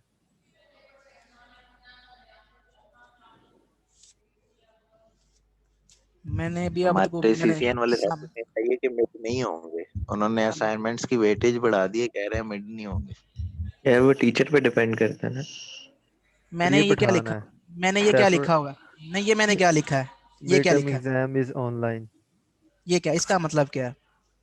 मतलब कि एग्जाम होंगे मिड टर्म। तो फिर ये सवाल पढ़ने की पूछने की जरूरत है? मेरी कसम से मैंने देखा नहीं था सर। तो क्या देख रहे हो तुम? सर ये पठानों की बेइज्जती कराता है ये पागल सा। सर ये पठान है अभी जो क्या, ये सैफुर रहमान ये पठान है। सही कह रहा हूँ वो, पठान सही हो गए हैं लेकिन तुम पठान बनते जा रहे हो। नहीं देखा तो फिर तुम कर क्या रहे हो? इसका मतलब है कि तुम क्लास ही नहीं ले रहे। सर क्लास ले रहा हूँ मैं, वो जो आपने ब्लैक पे लिखा हुआ है ना सारा वो देख रहा हूँ मैं, कोड। तो ये किधर लिखा हुआ है? ये तुम कलर ब्लाइंड हो? ये तुम्हें नहीं नहीं नजर सर, नहीं आ रहा? वहाँ पे नजर नहीं पड़ी सर। यार जाने दो यार, बस कर दो। एक झूठ को छुपाने के लिए ना बंदे को 100 झूठ बोलने पड़ते हैं। अपनी तुम वैसी गलती मान लो कि सर मैंने जो है ना, मेरी समझ नहीं सका, मेरी इतनी जो है ना अकल नहीं थी कि मैं इस चीज़ को समझ सकूं कि इसका मतलब क्या है। मैंने गलत क्वेश्चन किया, आप उसको जस्टिफाई करने के लिए गलत आंसर करी जा रहे हो, करी जा रहे हो। पहले तुमने पूछा है कि सर एग्जाम जो है, मिड एग्जाम ऑनलाइन होंगे या ऑन कैंपस होंगे। मैंने कहा जी ऑनलाइन होंगे। तो इसका मतलब ये है कि मिड टर्म होंगे। ये वो वाली बात है कि जी सारी रात हीर सुनते रहे और फिर सुबह उठ के पूछता है हीर जो है ना वो बंदा था या औरत थी। सर जी आप गुस्सा ही कर गए, मैं कह रहा हूँ किसी एक टीचर ने कहा है कि आपके मिड नहीं होंगे। उसी की मैंने टीचर आपसे की बस बात मेरे सामने ना ना करो। उस टीचर की बात अपनी है, मेरी अपनी है। बस सर मैंने आपसे यही पूछा सर, आप तो गुस्सा ही कर गए हैं। गुस्से तो करने वाली बात बनती है ना जब आपको समझ ही नहीं आ रही एक चीज की, छोटी चलिए सी चीज सॉरी की आपको सर। समझ नहीं आ रही।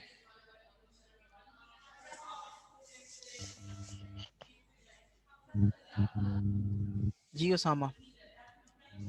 सर ये P2 एंटर हो रहा है दोबारा से। P2 एंटर हो रहा है दोबारा से। तो ये वजीर खान, ये काम करो जो तुम्हें करने के दिया गया था। तुम अपनी अपनी जो है मैं ना कर रहा हूँ, कारकर्दगियां दिखा रहे हो। सर जी। क्या आपको किया पिंग तुमने? कर दूं क्या किया रजिस्टर की? तुमने? मैं क्या सर कह रहा हूँ, यही इसका कर। तुमने आंसर बताया मुझे? सवाल जो मैंने किया था, क्वेश्चन। मैंने कहा था कि बाउंडेड वेट होल्ड करती है कि नहीं करती। अब बताओ यस और नो। जो काम करने वाले होते हैं वो आप लोग करते नहीं है, उल्टे उल्टे सवाल करी जा रहे होते हैं। अच्छा, सो उसामा का आंसर जो है वो दोबारा राइट है। उसामा ये कह रहे हैं कि P2 जो है दोबारा एंटर हो जाता है। तो हम सबसे पहले ये करते हैं, अगर बाउंडेड वेट आपने इंश्योर करने हैं तो आप सारे के सारे प्रोसेस जो हैं या एक से ज़्यादा प्रोसेस जो हैं यहाँ पे आप लेके आए। तो सबसे पहले हम P1 को लेके आते हैं। P1 अपना फ्लैग जो है वो ट्रू करता है और टर्न जो है उसमें उसमें जे जे टर्न में जो है ना वो 2 हो जाएगा। और अपना फ्लैग उसके बाद उसका कॉन्टेक्स्ट स्विच हो जाता है फॉर एग्जांपल यहाँ पे, ठीक है। या कॉन्टेक्स्ट स्विच अगर उसका नहीं भी होता, ठीक है, तो वो फ्लैग चेक करेगा। सपोज इसका कॉन्टेक्स्ट स्विच हो फॉल्स जाता है हो यहाँ पे, false हो P1 हम इस यहाँ पे लेके आते हैं, P1 यहाँ पे है, उस वक्त टर्न की वैल्यू जो है वो 2 है। फिर हम P2 को लेके आते हैं, P2 अपना फ्लैग ट्रू करता है, अपना फ्लैग ट्रू करता है, उसके बाद टर्न की वैल्यू जो है वो 1 कर देता है, ठीक है। और ये दोनों के लिए जब दोनों ये चेक कर रहे P1 ये P2 जब ये चेक करेगा तो फ्लैग ऑफ 1 में क्या मिलेगा, ट्रू मिलेगा, यहाँ पे भी ट्रू आएगा। और टर्न में जो है वो वैल्यू है वो 1 पड़ी हुई है, और जे में इसके अकॉर्डिंगली यहाँ पे आई में है इसकी वैल्यू जो है 1 है, और जे में इसकी वैल्यू जो है सॉरी आई में वैल्यू 2 है और जे में इसकी वैल्यू 1 है। तो इसके अकॉर्डिंगली अगर P2 जब एग्जीक्यूट होगा P2, तो P2 जो है अपना ये वाली लाइन ट्रू करेगा, उसके बाद जे में टर्न में वैन कर देगा। और जब P2 जो है चेक कर रहा होगा इसका फ्लैग, तो ऑब्वियसली इसका फ्लैग जो है इसको ट्रू मिलेगा। और P2 जो है फिर जब टर्न जो है उसकी वैल्यू 1 है और जे जो है वो वैल्यू 1 है, तो इसमें भी 1 आएगा, तो P2 यहाँ पे वेट करेगा। ओके, अब P2 यहाँ पे वेट करेगा, जब दोबारा से P1 की बारी आएगी, ठीक है, P1 की दोबारा से बारी आएगी, तो P1 जो है वो इसका फ्लैग चेक करेगा P2 का, तो वो तो ट्रू होगा। एंड टर्न में आप जो है टर्न में वैल्यू जो है वो 1 आ चुकी है, और इसके अकॉर्डिंगली जो जे है वो है 2 P1 के लिए, P1 के लिए आई जो है वो 1 है और जे जो है वो 2 है, तो यहाँ पे वैल्यू जो है 2 पुट करेंगे तो ये फॉल्स हो जाएगा, तो P1 एंटर हो जाएगा। अब P2 जो है यहाँ पे वेट कर रहा है और P1 एंटर हो गया। अब क्या पॉसिबल है कि P1 जो है अपनी बारी लेके अपना अपना ये वाला रिमाइंडर सेक्शन एग्जीक्यूट करके दोबारा से एंटर हो जाए? अगर ये दोबारा से एंटर हो जाता है तो फिर बाउंडेड वेट होल्ड नहीं करती, अगर ये दोबारा से एंटर नहीं हो पाता तो फिर बाउंडेड वेट होल्ड करती है। तो लेट्स सी, P2 अभी यहाँ पे वेट कर रहा है, P1 ने अपना सपोज P2 यहाँ पे जब वेट कर रहा था और ये क्रिटिकल सेक्शन में था, तो सपोज P1 की दोबारा से बारी आती है या P1 चल रहा होता है जब, तो P1 जो है क्रिटिकल सेक्शन को एग्जीक्यूट करता है। अबे P2 नहीं चल रहा, P2 वैसे उसने जब भी उसको बारी मिलेगी वो अपनी ये वाली इंस्ट्रक्शन जो है एग्जीक्यूट करेगा। P1 जो है उसने क्रिटिकल सेक्शन एग्जीक्यूट किया, उसने अपना सेक्शन जो है वो फ्लैग जो है वो फॉल्स किया, तो P1 ने अपना जो फ्लैग ऑफ 1 है उसको फॉल्स किया। अभी इसने ये इस P2 जो है वो यहाँ पे वेट तो कर रहा है, लेकिन अभी वो यहाँ पे इसको चला नहीं रहा, उसकी जब उसकी बारी आएगी फिर उसको जो है वो एग्जीक्यूट करेगा। तो P2 यहाँ पे उसका कॉन्टेक्स्ट स्विच हुआ है, लेकिन जब भी उसने इंस्ट्रक्शन एग्जीक्यूट करनी है उसने ये वाली इंस्ट्रक्शन एग्जीक्यूट करनी है। P1 ने क्रिटिकल सेक्शन एग्जीक्यूट किया, उसने अपना फ्लैग फॉल्स किया, उसने अपनी पूरी की पूरी टर्न में ये भी काम कर लिया, क्रिटिकल सेक्शन को भी एग्जीक्यूट कर दिया और फ्लैग भी ऑन फॉल्स कर लिया, और दोबारा से रिमाइंडर सेक्शन एग्जीक्यूट करके वाइल कंडीशन ट्रू जो है वो चेक की, और फिर दोबारा यहाँ पे आ गया। जब यहाँ पे दोबारा आया उसने अपना फ्लैग जो है वो टर्न कर लिया, ऑन कर लिया। जब यहाँ पे आया उसने जब अपना फ्लैग टर्न कर लिया, ऑन कर लिया, ठीक है, सो अभी उसका यहाँ पे कॉन्टेक्स्ट स्विच हो गया, कॉन्टेक्स्ट स्विच हो गया। जब बारी आएगी P2 की, हम P2 को जब एग्जीक्यूट करते हैं तो P2 यहाँ पे वेट कर रहा है, तो P2 जब दोबारा से इसका फ्लैग चेक करेगा 1 का, तो वो तो ट्रू ही होगा क्योंकि वो अपना फ्लैग जो है ट्रू कर चुका है, वो फ्लैग ट्रू ही मिलेगा। और टर्न में जो है टर्न में वैल्यू 1 पड़ी हुई है, तो 1 इज इक्वल टू 1, तो P2 जब दोबारा से चेक करेगा तो वो अपनी सारी की सारी टर्न जो है जो चेक करने में गुजार देगा और उसको हमेशा ये वैल्यू ट्रू ही मिलेगी और वो क्रिटिकल सेक्शन में एंटर नहीं हो पाएगा। तो P2 यहाँ पे वेट करता रहेगा, जब P1 की दोबारा से बारी आएगी, P1 जो है अपनी दोबारा से एग्जीक्यूशन यहाँ से स्टार्ट करेगा, और टर्न जो है उसकी वैल्यू जो है टर्न इज इक्वल टू क्या करेगा, जे, जे इसके अकॉर्डिंगली 2 है, तो जे में क्या टर्न में क्या कर देगा 2, जब टर्न में 2 कर देगा तो टर्न में वैल्यू जो है वो 2 आ गई है। अब मुझे ये बताएं कि P1 दोबारा से एग्जीक्यूट कर सकता है?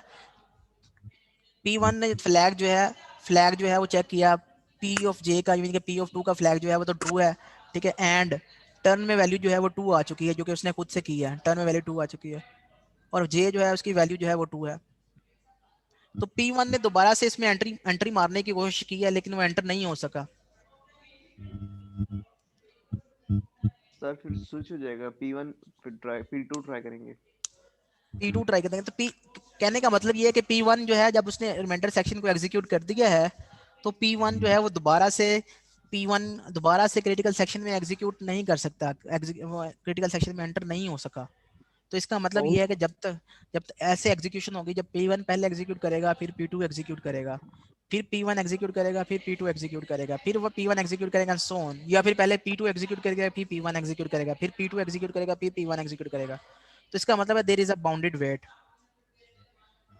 सर अल्टरनेटिव ही चलते जाएंगे ना? हाँ जी, अल्टरनेटिवली चलते जाएंगे।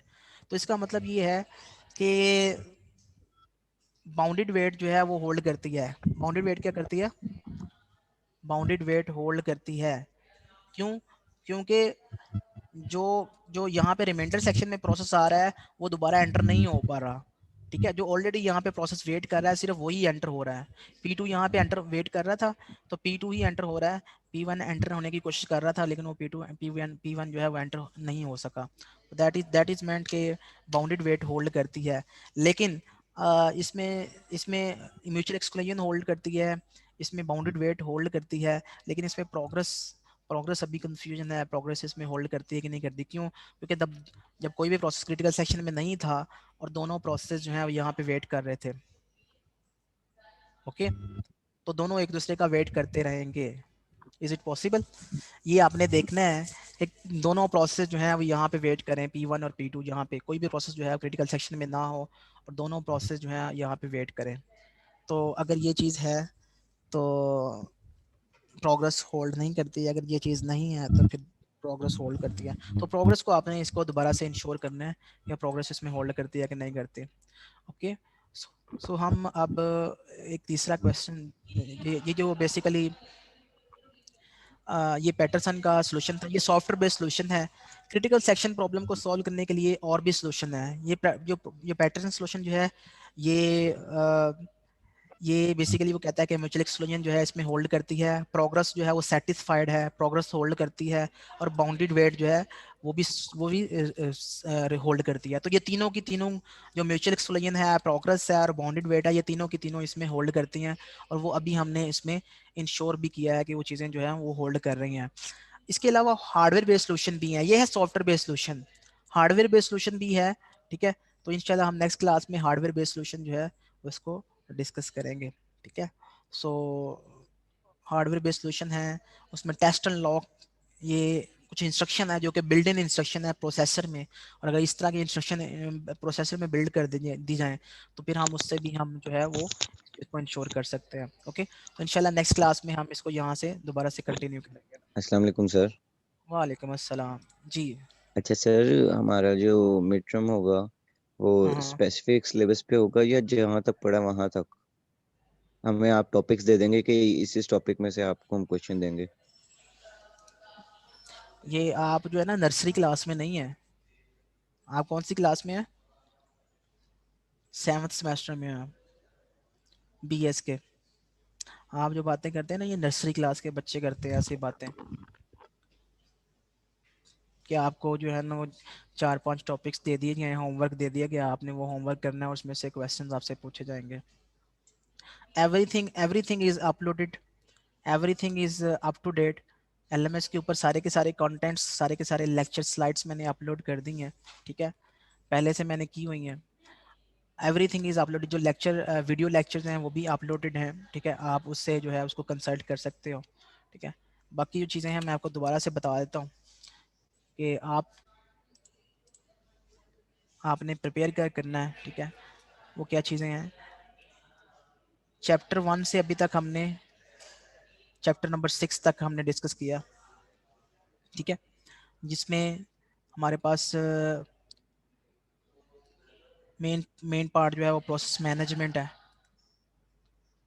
ठीक है, प्रोसेस मैनेजमेंट में इससे रेलेवेंट जितने भी कंटेंट्स हैं वो मैं एक दफ़ा अपने पास लिख के मैं आपको जो है वो सेंड कर दूंगा। लेकिन प्रोसेस मैनेजमेंट अभी तक हमने डिस्कस किया कि प्रोसेस को क्रिएट कैसे करते हैं, प्रोसेस जो है उसके कौन कौन से सेक्शंस हैं, प्रोसेस को मैनेज कौन कर रहा होता है, और प्रोसेस अगर इंटर प्रोसेस कम्युनिकेशन है IPC तो वो कैसे करनी है।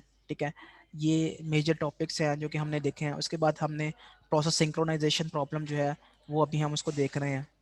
ठीक है, तो ये बेसिकली कुछ मेजर चैप्टर्स हैं। ये चैप्टर नंबर 3 है, चैप्टर 4 है, चैप्टर 5 है, चैप्टर 6 है। ये चैप्टर 6 है। चैप्टर 5 जो है वो CPU स्केजलिंग है, जिसमें हमने डिफरेंट एल्गोरिदम देखे हैं।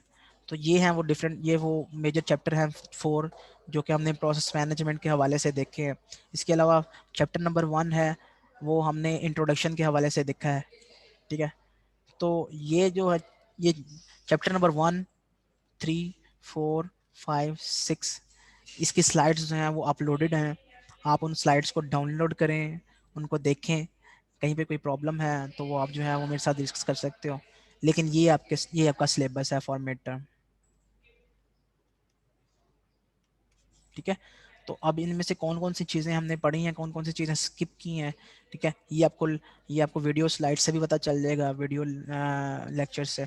आप वहाँ से एक दफ़ा स्किम कर लें, एक दफ़ा वीडियो लेक्चर ओपन करें, उसको स्किम करें थोड़ा सा ऐसे ऐसे कि कहाँ तक हमने कौन कौन सा टॉपिक पढ़ा है, ठीक है। जैसे आईपीसी में हमने जो है वो पाइप को डिस्कस किया था, ठीक है।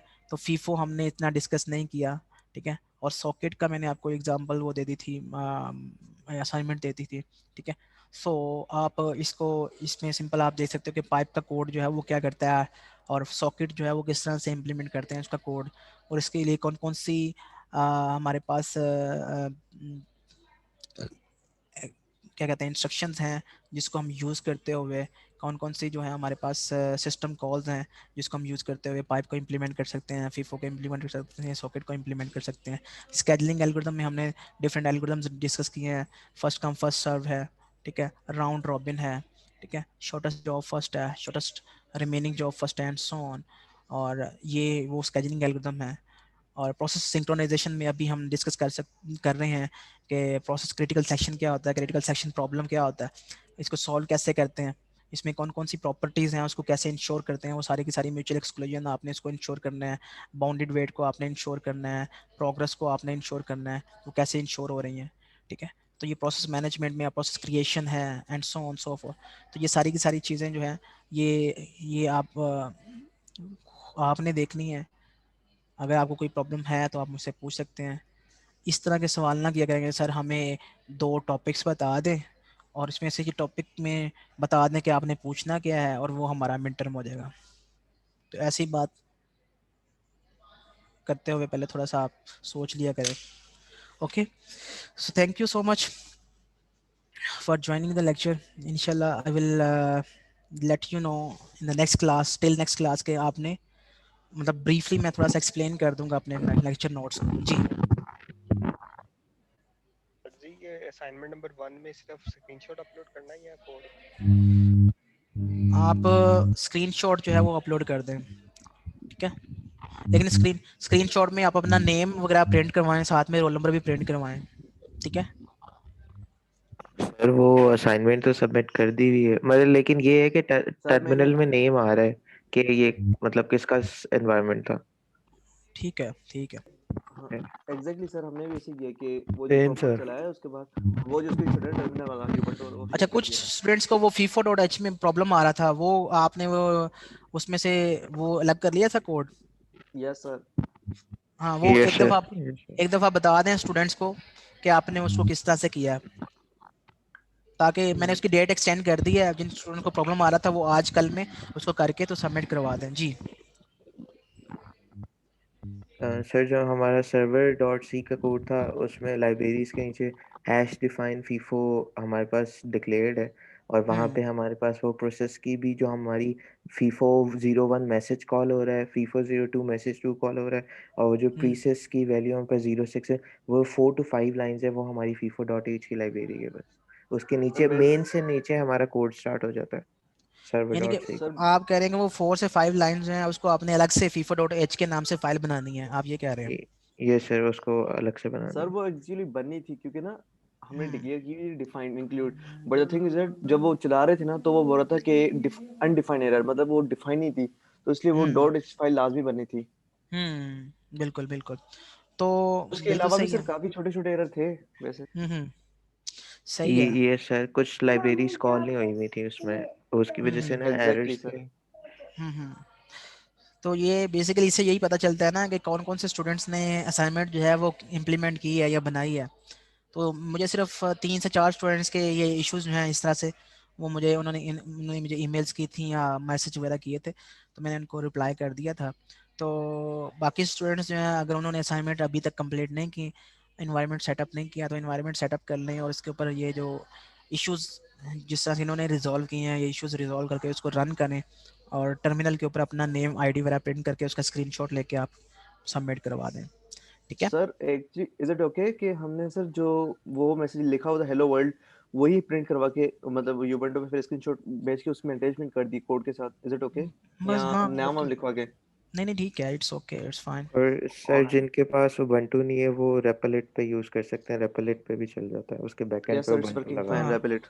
मैं ये आपको बेसिकली रेपलेट पे चल जाता है, वो ऑनलाइन बेसिकली आपको प्लेटफॉर्म प्रोवाइड करता है कि ऑनलाइन कंपाइलर वहाँ पे बहुत सारे कंपाइलर्स हैं। मैंने हस्कल का एक दफ़ा मैंने कंपाइलर यूज़ करना था तो रेपलिट पे मैंने वो कंपाइलर उसका हस्कल का भी यूज़ कर लिया था। लेकिन द थिंग इज़ कि आपके पास ना अपना एक इन्वायरमेंट सेटअप भी होना चाहिए जिसमें आप चूँकि एज ए सॉफ्टवेयर इंजीनियर आपने जॉब करनी है, यू शुड नो अबाउट कि कौन सा प्लेटफॉर्म जो है वो उसके ऊपर कौन से सॉफ्टवेयर वगैरह आप रन कर सकते हो। और अगर आपने सेटअप किया होगा इन्वायरमेंट तो आपको कल को कोई असाइनमेंट इन केस अगर आप कोई फाइवर के ऊपर आप अपना अकाउंट बना के कोई काम स्टार्ट कर लेते हो, आप फ्रीलांसिंग स्टार्ट कर लेते हो तो छोटी छोटी जो है ना असाइनमेंट्स वगैरह स्टूडेंट्स जो हैं अब्रॉड के स्टूडेंट्स वो देते रहते हैं गोरे। तो अगर आपका इन्वायरमेंट सेटअप है और आप उससे फेमिलियर हैं, आपको पता है कि फाइल्स किस तरह से रन करनी है तो सिंपल लॉजिक इंप्लीमेंट करनी होती है तो वो आप यू कैन डू ईजीली।